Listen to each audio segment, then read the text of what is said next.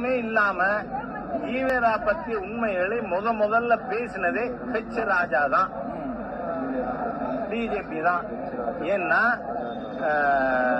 2013 இப்ப remember the date, April 4 Valluvar கோட்டத்துல ஒரு ஆர்ப்பாட்டத்துல ஈவேரா தேச துரோகி.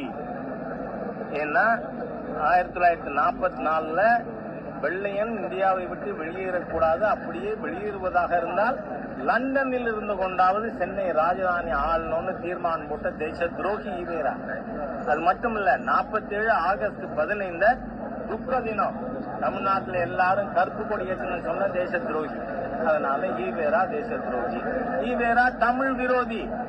தமிழ் மொழியின் மீது பற்று இருக்கின்ற எவரும் ஈவேராவை குச்சியால் கூட தொடமாட்டான்.